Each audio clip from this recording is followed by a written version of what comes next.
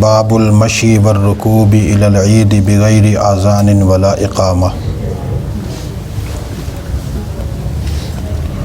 حضرت امام بخاری رحمۃ اللہ تعالی علیہ نے عنوان دیا ہے عید کی نماز پڑھنے کے لیے پیدل جانا اور سوار ہو کر جانا،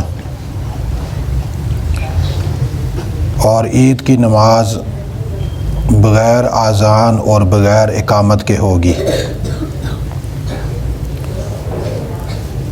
یعنی 4 مسئلے امام بخاری بیان کرنا چاہتے ہیں۔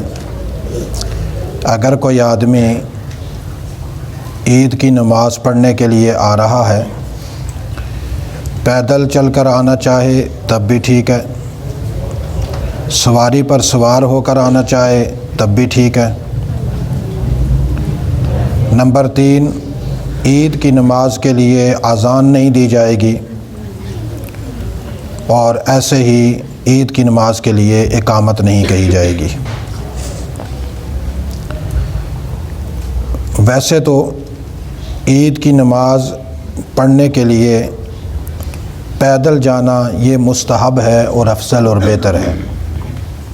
جو لوگ قریب میں رہتے ہیں وہ اگر پیدل جائیں گے اور تکبیرات پڑھتے ہوئے جائیں گے، جیسا کہ عید الاضحیٰ میں اونچی آواز سے پڑھی جاتی ہیں اور عید الفطر میں آہستہ آواز سے پڑھی جاتی ہیں، تو پیدل چلنے میں تھوڑا ٹائم لگے گا، تکبیرات میں اضافہ ہوگا، زیادہ تکبیرات پڑھی جائیں گی تو ثواب زیادہ ہوگا۔ لیکن اگر آدمی نے دور سے آنا ہے یا کوئی انسان ایسا ہے جو پیدل چل نہیں سکتا، بیمار ہے، تو بیمار آدمی سواری پر سوار ہو کے جا سکتا ہے، دور سے آنے والا سواری پر سوار ہو کر آ سکتا ہے تاکہ ٹائم پر پہنچ جائے۔ حضرت عبداللہ بن عمر رضی اللہ تعالی عنہ سے روایت ہے، رسول اللہ صلی اللہ علیہ وسلم جب عید الاضحیٰ کی یا عید الفطر کی نماز پڑھاتے تو پہلے آپ نماز پڑھاتے، ثم یخطب بعد الصلاۃ، تو حضرت عبداللہ بن عمر کہتے ہیں کہ پھر حضور صلی اللہ علیہ وسلم خطبہ دیتے۔ یعنی عید کی نماز میں پہلے نماز پڑھی جاتی ہے اور اس کے بعد خطبہ ہوتا ہے۔ دوسری حدیث نقل کی امام بخاری رحمۃ اللہ تعالی علیہ نے کہ جابر بن عبداللہ کہتے ہیں کہ میں نے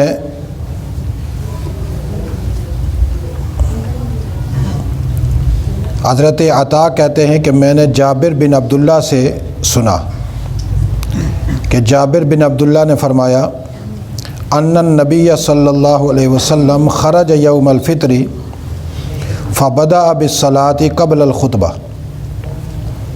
نبی اکرم صلی اللہ علیہ وسلم عید الفطر کی نماز پڑھانے کے لیے جب نکلے تو پہلے آپ نے نماز پڑھائی اور پھر اس کے بعد خطبہ دیا، اور پھر اخبرنی عطا ان ابن عباس ارسل الی ابن زبیر۔ حضرت عطا کہتے ہیں کہ ابن عباس رضی اللہ تعالیٰ عنہما نے حضرت عبداللہ بن زبیر کو لکھ کر بھیجا اس وقت کہ جب ان کے لیے لوگ بیعت لے رہے تھے، ان کے ہاتھ پر خلافت کی بیعت ہو رہی تھی، تو ابن عباس نے ان کو لکھ کر بھیجا کہ رسول اللہ صلی اللہ علیہ وسلم یوم الفطر میں اذان نہیں دیا کرتے تھے نماز کے لیے، اور دوسری بات یہ ہے کہ خطبہ نماز کے بعد پڑھا کرتے تھے۔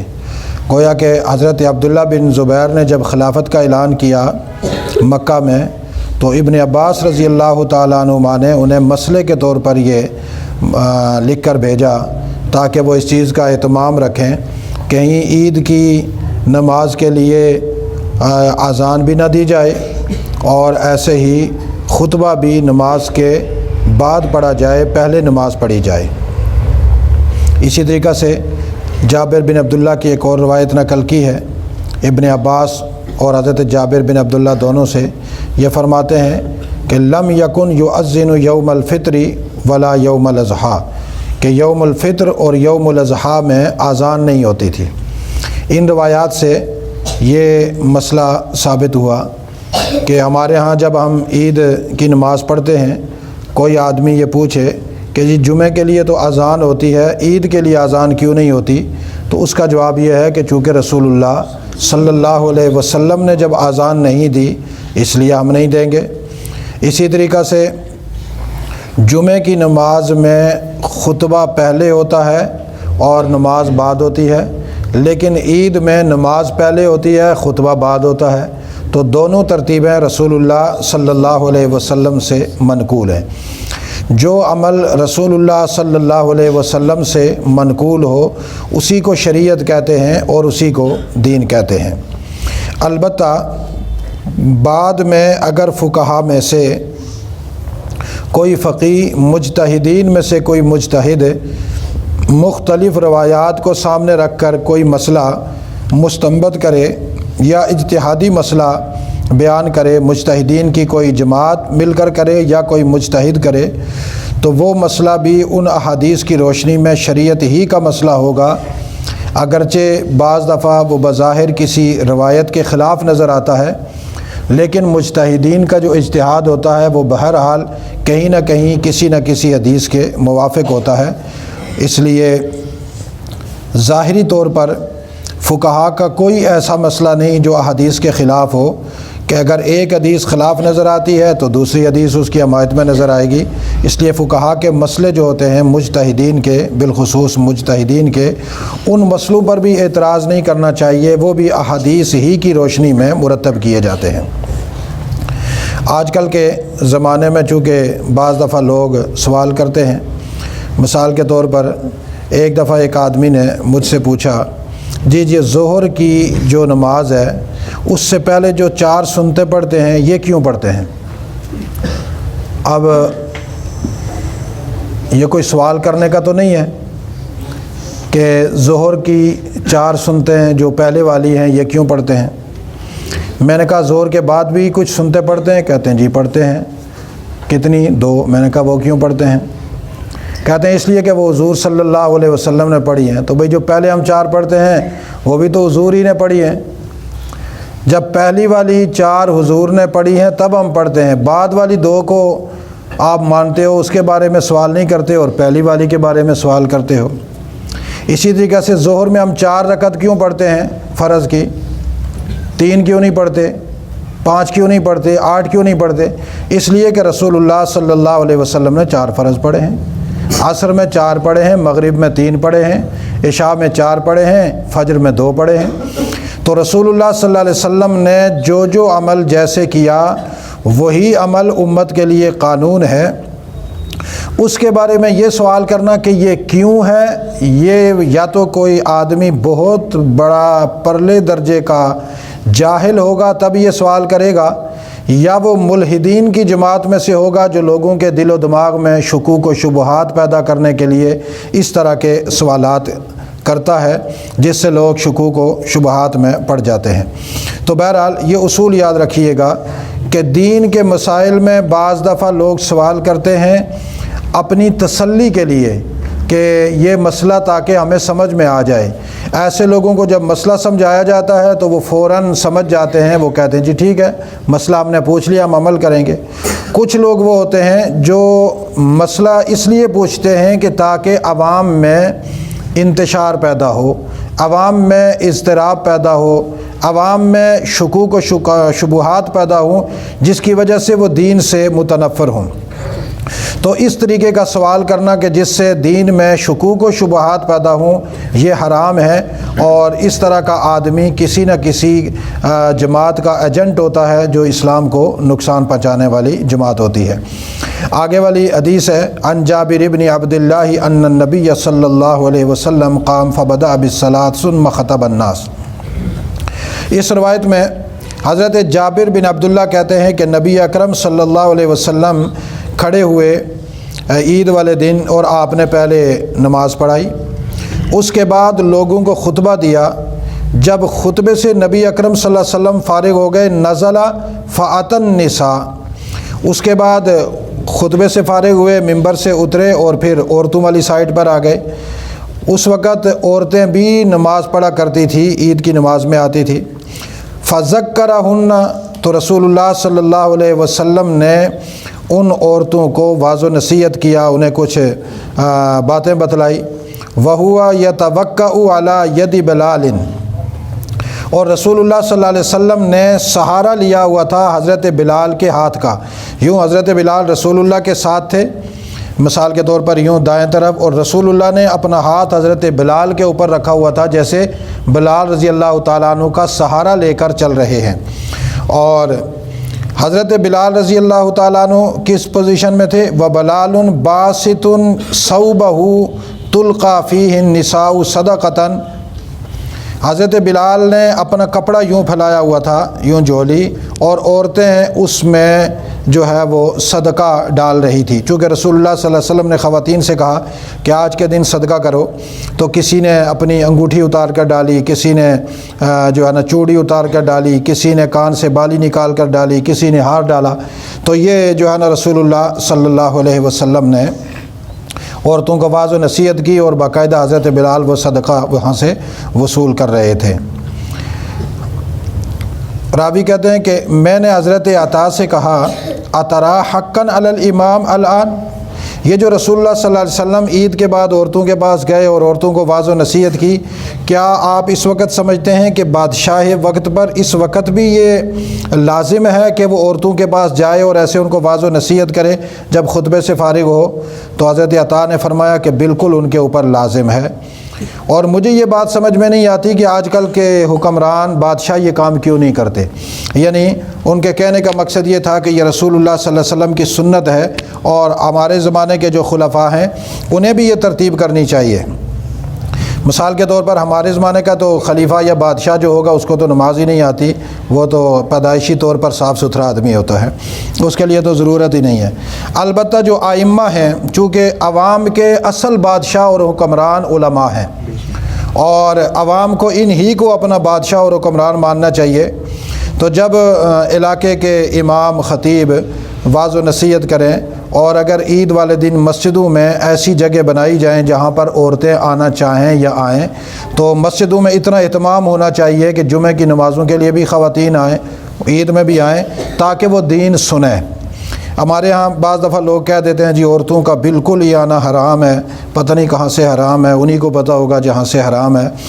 رسول اللہ صلی اللہ علیہ وسلم کے زمانے میں جب خواتین آئی، انہوں نے دین سنا، احادیثوں میں موجود ہے، لہٰذا خواتین کا دینی پروگراموں میں آنا بالکل صحیح ہے۔ البتہ ان کے بیٹھنے کی جگہ الگ ہو، پردے کا اہتمام ہو، باقاعدہ وہاں ایک ترتیب کے ساتھ انہیں بٹھایا جائے تاکہ وہ دین سن کر سمجھ کر جائیں اور اس کا فائدہ بھی ہو۔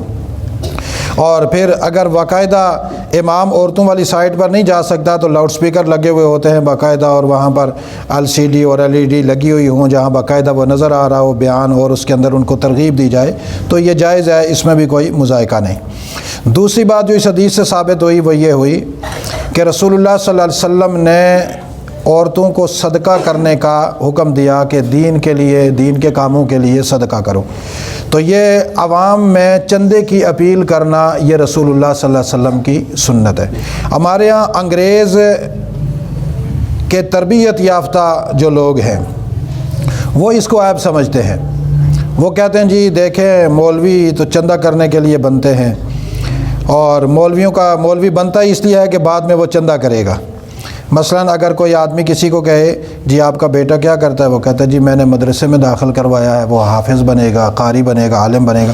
اچھا تو اس کا مطلب یہ اس کے بعد پھر چندہ کرے گا، یہ لوگ کہتے ہیں۔ حالانکہ حافظ بننا الگ بات ہے، قاری بننا الگ بات ہے، عالم بننا الگ بات ہے، دین کے کاموں کے لیے چندہ کرنا یہ الگ بات ہے، یہ ساری باتیں الگ ہیں۔ چونکہ رسول اللہ صلی اللہ علیہ وسلم نے جب چندہ کیا تو قیامت تک جو رسول اللہ کے وارث ہیں، جن کے پاس رسول اللہ کی وراثت موجود ہے، وہ اس وراثت کو آگے پھیلانے کے لیے، امت میں رائج کرنے کے لیے، بتلانے کے لیے اور اس کو محفوظ کرنے کے لیے امت کے پیسے لے کر، امت پر چونکہ فرض ہے پیسے دینا، وہ ان سے لیں گے، لے کر اس دین کے کام کو آگے بڑھائیں گے۔ اور امت پر فرض ہے پیسے دینا، علماء پر لازم ہے ان سے پیسے لینا۔ دوسری بات، بعض دفعہ ہمارے آج جدید قسم کے جو مسلمان ہیں، ان کا نظریہ یہ ہے کہ جی جب دیکھیں مسجد ہوتی ہے اور مسجد میں ہم جمعہ پڑھنے جاتے ہیں تو ابھی تقریر ختم ہوتی ہے تو پھر مولانا صاحب بندوں کو کہتے ہیں جی کپڑا لیں اور چندہ کریں۔ کتنی معیوب بات ہے، اللہ کے گھر میں مخلوق سے مانگا جا رہا ہوتا ہے۔ کہتے ہیں یا نہیں کہتے؟ آپ کسی بھی لبرل قسم کے مسلمان کو دیکھیں، وہ یہی کہے گا۔ جدیدیت کے قائل کا مسلمان جو بھی ہوگا وہ یہی کہے گا۔ یا دوسرے لفظوں میں انگریز کا ٹاؤٹ کوئی بھی مسلمان ہے وہ یہی کہے گا جی کتنی معیوب بات ہے، اللہ سے مانگنا چاہیے نا، حالانکہ بظاہر وہ دیندار بھی ہوتے ہیں۔ تو کیا رسول اللہ صلی اللہ علیہ وسلم نے جب عید پڑھانے کے بعد عورتوں سے کہا بھائی کہ یہاں پر اپنے زیورات ڈالو، تو انہوں نے اللہ کو چھوڑ کر عورتوں سے نہیں مانگا؟ اس کا مطلب یہ ہے کہ تمہارے نزدیک رسول اللہ صلی اللہ علیہ وسلم نے بھی غلط کیا۔ تم اگر وہاں پر ہوتے تم بھی کہتے کہ اتنا بڑا نبی ہو کر عورتوں سے مانگ رہا ہے، مردوں سے بھی نہیں عورتوں سے مانگ رہا ہے، اللہ اللہ اللہ اللہ کیسا نبی ہے، جیسے آج کل کے مسلمان کہتے ہیں۔ لیکن نبی اکرم صلی اللہ علیہ وسلم نے ظاہرہ مردوں سے بھی مانگا کرتے تھے، وہ حدیثیں الگ ہیں، اور عورتیں آئی تو عورتوں سے بھی مانگا، تاکہ یہ پتہ چلے کہ مردوں کا پیسہ بھی دین پر لگنا چاہیے، عورتوں کا پیسہ بھی دین پر لگنا چاہیے، اور دونوں سے مانگنا چاہیے۔ پھر اس کے بعد وہ کپڑا لے کر جب حضرت بلال ساتھ ہیں، رسول اللہ ساتھ جا رہے ہیں، تائید فرما رہے ہیں کہ میں محمد کو یہ پسند طریقہ ہے کہ یوں لوگوں کے سامنے کپڑا گھمایا جائے اور ہر آدمی اپنی اپنی وسعت کے مطابق اس میں ڈالے۔ لہٰذا یہ عمل جو ہے نا سنت عمل ہے، اور جہاں مسجدوں میں جاری ہے الحمدللہ صحیح ہے، اور جہاں پر نہیں ہے وہاں پر بھی انشاءاللہ جاری کرنے کا ارادہ ہے، اور انشاءاللہ جہاں جہاں نہیں ہے وہاں جاری ہونا چاہیے۔ اور اس میں خاص بات بھی ذہن میں رکھ لیں، آپ حضرات کسی بھی مسجد میں ہوں، جب مسجد میں کوئی کپڑا لے کر آئے تو اس کو عیب کی نگاہ سے نہ دیکھیں، شکر ادا کریں کہ رسول اللہ صلی اللہ علیہ وسلم کی سنت ہمارے سامنے آئی ہے۔ جیب میں سے اس میں کچھ نہ کچھ ضرور ڈالیں، بعض لوگ منہ بنا کر بیٹھ جاتے ہیں جی، وہ جب گزر جائے تو یوں دیکھتے رہتے ہیں، جب گزر گیا تو پھر تاکہ وہ گزر جائے تو پھر کیوں جی میں ہم تو نماز پڑھنے آئے تھے، یہ چندہ مانگ رہا ہے۔ یہ ہمارے یہاں ایک آدمی فوت ہو گیا، یہاں نماز پڑھا کرتا تھا، تو وہ کہا کرتا تھا کہ جی میں اس مسجد میں اس لیے جمعہ پڑھنے جاتا ہوں کہ ادھر جمعہ پڑھنے کی یا نماز پڑھنے کے پیسے نہیں دینے پڑتے۔ کیا مطلب کہ جی یہاں کپڑا نہیں گھماتے اس لیے یہاں پڑھتا ہوں، ورنہ ہر مسجد میں جمعہ پڑھنے کے پیسے دینے پڑتے ہیں۔ تو مسجد کے دروازے سے باہر جاؤ تو آگے مانگنے والے کھڑے ہوتے ہیں، تو وہ کہتا تھا اندر مولوی پڑھان دا لیندا ہے تے باہر قبول کران والا جڑا باہر قبولیت واسطے اور بھی بیٹھے ہوندے ہیں، تو انہوں نے بھی دینا پیندا ہے۔ اس واسطے میں اور کسی مسجد وچ پڑھدا ہی نہ جمعہ، اتھے آ کے پڑھنا اگر ہو اے نہ ہوئے نکل جائے تو پھر اور پڑھنا ہی نہ۔ تو یہ اصل بات کیا ہے؟ یہ ہے بے ایمانی۔ یہ بندے کے اندر ایک بے ایمان گھسا ہوا ہوتا ہے جو اس کو خراب کر رہا ہوتا ہے۔ جب رسول اللہ صلی اللہ علیہ وسلم کی سیرت میں یہ چیز موجود ہے تو وہ معیوب عمل نہیں ہے، وہ بڑا محبوب عمل ہے۔ انگریز ہمیں کہتا رہے نا معیوب ہے، انگریز خود بھیک مانگتا ہے لوگوں سے، جو ہمیں کہتا ہے نا کہ آپ کیوں چندہ مانگتے ہیں، وہ خود بھیک مانگتا ہے۔ انگریز کی جتنی بھی بنائی NGOs ہیں، یہ کہاں سے پیسے لاتی ہیں؟ یہ صرف بیٹھ کر نا کمپیوٹر پہ تو ای میل کرتے ہیں، ہمارا یہ شعبہ ہے، اس کے اندر جو ہے نا ہمیں اتنے پیسے درکار ہیں، وہاں سے پھر ان کے بزنس مین پیسے ڈالتے ہیں، چونکہ یہ ای میل میں ان کو بتاتے ہیں کہ آپ کے پیسوں سے ہم نے مسلمانوں کے ضمیر خریدنے ہیں، ان کی غریب بستیوں میں جا کر پانی کے وہ لگانے ہیں، ٹیوب ویل لگانے ہیں، وہاں دستکاری کے اسکول بنانے ہیں، وہاں عورتوں کو جو ہے نا وہ بھینسوں کی لیے پیسے دینے ہیں، مرغیوں کے لیے دینے ہیں، اور جو فن ان کے ہوتے ہیں، تو غریبوں کی جو ہے نا بچوں کی تعلیم کے لیے دینے ہیں، تاکہ وہ آہستہ آہستہ ہمارے بنے تو ان کو زیادہ ڈونیشن ملتی ہے۔ اس کا نام انہوں نے رکھا ہوا ہے ڈونیشن، کہ ڈونیٹ کیا جا رہا ہے۔ اب مسلمانوں کا طریقہ کیا ہے؟ مسلمان ای میل نہیں کرتا، مسلمان سامنے سامنے کھیل کرتا ہے کہ ہاں بھائی یہ کپڑا ہے، رسول اللہ نے جیسے مانگا تھا ویسے ڈالو، جلدی کرو جو جیب میں ہے ڈالو۔ اس لیے جو آدمی نہیں ڈالے گا وہ گنہگار ہوگا، اس کو ضرور ڈالنا چاہیے۔ جو اس کو عیب سمجھے گا وہ بھی گنہگار ہوگا، اس لیے کہ رسول اللہ صلی اللہ علیہ وسلم کے عمل کو عیب سمجھنا یہ شدید ترین گناہ ہے۔ اللہ تعالی ہمیں عمل کی توفیق نصیب فرمائے۔ لقد يسرنا القرآن للذكر فهل من